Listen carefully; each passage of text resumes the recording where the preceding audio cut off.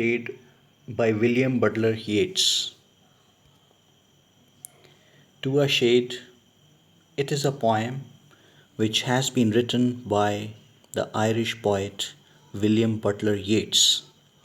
It is prescribed for the syllabus of BA Second Year English Language and Literature Pass Course, Mohanlal Sukhadia University, Udaipur, Rajasthan, India.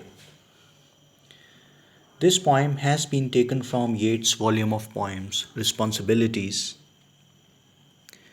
This is one of Yeats' poems which are related to Anglo-Irish political conflicts and Irish Home Rule movement. Yeats was a man who always admired men of some worth. Yeats himself hated democracy, but he believed in aristocracy, that is, the aristocratic personalities such as people like Parnell, Hufflane, Hughlane, etc. should govern a country. By an aristocratic personality he meant a whole man, and by a whole man he means having blood, imagination, and intellect running together. So he believed that a leader must have a vision, passion, and energy to do something, and such a thing he saw in a man like Charles Stewart Parnell. Parnell was a whole man. He was a commanding force over the Irish Home Rule movement. His aim was explicitly the establishment of an independent parliament in Dublin, Ireland. He was an ardent Irish nationalist, but he suffered much loss of reputation as a result of an affair with Mrs. O'Shea. Irish people forgot Parnell's patriotic contribution and threw much mud on his reputation. An eccentric and wicked journalist William Murphy who was Parnell's contemporary, severely criticized him after getting married to Mrs. O'Shea. Parnell died soon within the 4 months of the marriage. Had, had he lived, the proposal to give Home Rule to Ireland would probably have been carried by the British Parliament in 1892. He was at once a driving and restraining force, and without him, Irish nationalism became almost leaderless. Yeats recognized Parnell as a great man rather an aristocratic personality. So, this poem is a tribute to Parnell.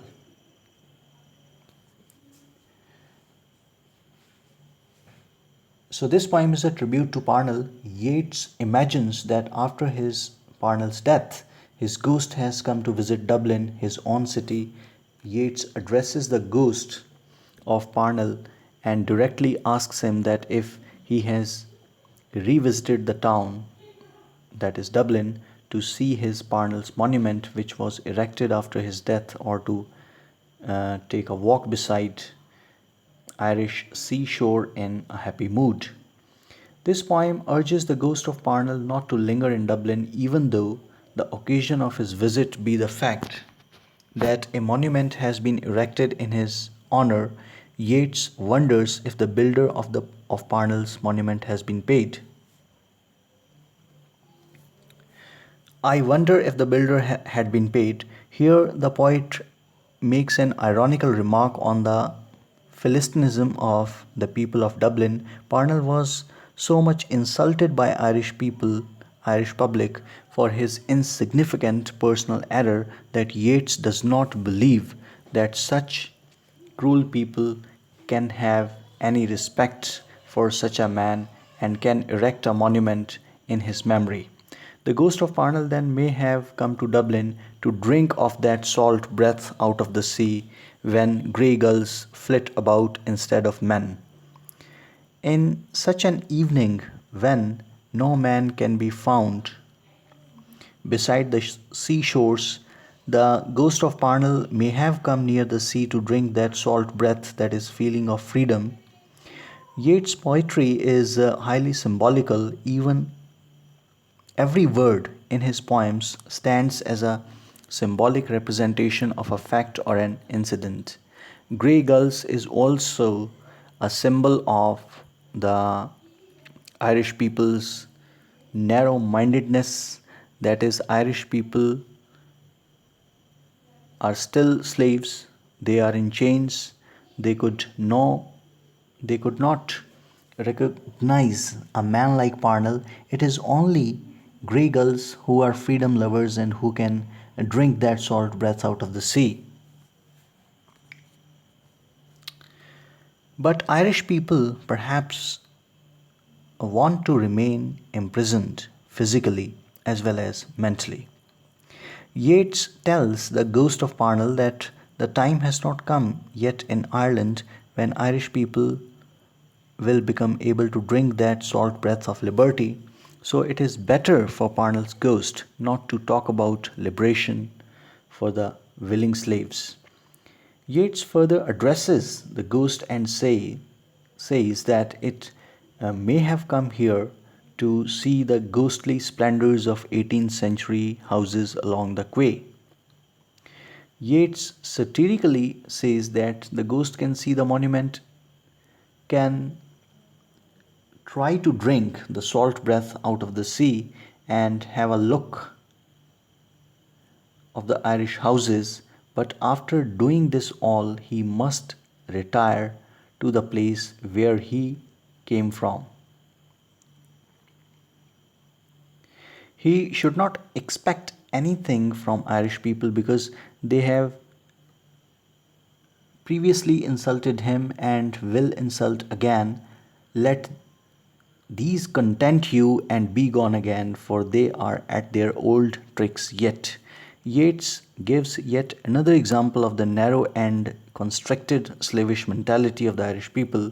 Yeats tells the ghost that there is yet another man in Ireland who is just like Parnell in his behavior, that is, infinitely generous, compassionate, and full of passion, who remains always ready to serve Irish people, a man of your own passionate serving kind. His name is Hugh Lane, and he intended to set up an art gallery in Dublin so that Irish children may become art lovers as well as they may acquire that love of humanity, service, and feeling of brotherhood. He thought that this art gallery will be very useful for the intellectual and cosmopolitan development of Irish children.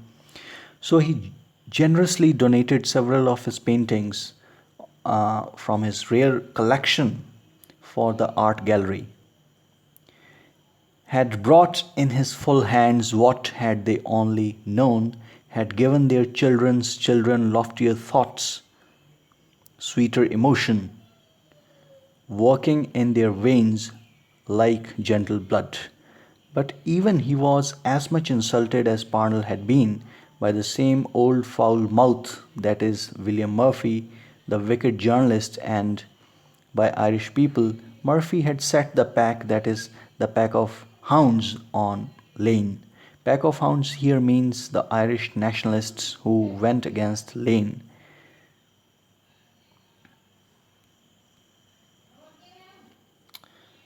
Yeats urges the ghost not to linger about in Dublin and to go back in his grave. Yeats forcefully speaks in a mood of bitterness that the ghost should go back and lie down in his grave and cover its head till the dust cover its covers its ears completely. Go unquiet, wanderer, and gather the glass Nevin coverlet about your head till the dust stops your ear. Yeats pronounces clearly that the betrayal of Parnell by an old foul mouth has taught Ireland nothing. Things are as they have always been, and thus quite unsuitable for a man of Parnell's kind. Parnell's dream of liberation also died with Parnell. Irish people cannot fulfill Parnell's dream, so it is better for Parnell's ghost to go back in its grave. The time for you to taste of that salt breath and listen at the corners has not come. You had enough of sorrow before death. Away, away, you are safer in the tomb. The poem is written in a mood of bitterness. Yeats wonders if the builder of Parnell's monument had been paid. The poem has some personal concerns, but it is said that Yeats can be profoundly universal even when he is intensely personal. Its universality lies in the fact that often generous and passionate people become the victims of narrow mindedness of prejudiced mass. Its universality also lies in the fact that it is very difficult to fight the battle of justice in this unjust world. Its universality lies in the fact that great people are often condemned with trivial charges, which are not only trivial but also insignificant. It is said that there were three public controversies. It is said that there were three public controversies which had greatly stirred Yeats' imagination to compose this poem, namely the bitterness over the Lane pictures, the attacks on Parnell, and the riots that accompanied the first performances of Synge, the playboy of the Western world. To a Shade is superbly wrote. Its tone is controlled, it has a marked architectonic quality. The poem is, in essence, a criticism of Philistinism of the people of Dublin. The poem blends formality with colloquialism, rhetoric with remark. Its imagery is economical yet evocative, and its intertwining of the treatment of the two men, subtle and sophisticated. The beauty of Dublin stands as a contrast image against which the ugliness of the pack can be measured. The old tricks echo through the old foul mouth, but both are summed up in the results of their actions upon others the lost in the last stanzas. Sorrow. The aristocratic ideal of unselfish service is sketched in passionately yet entirely unsentimentally. Its demands are passion, full hands, pains. Its rewards may be disgrace and sorrow. The sorrow is ultimately the poet's, as well as that of Lane and Parnell, but the real disgrace is Dubliners, and ultimately it is the pack which suffers the loss in its children's children of loftier thought, sweeter emotion. Phrases loftier thoughts, sweeter emotion seem to be borrowed from Wordsworth's Tinton Abbey, and the phrase taste of that salt breath seems something borrowed from Keats' Ode to a Nightingale. The poem ends with a satiric thrust that Parnell is safer in the tomb than in Dublin, which has heaped insult upon Lane.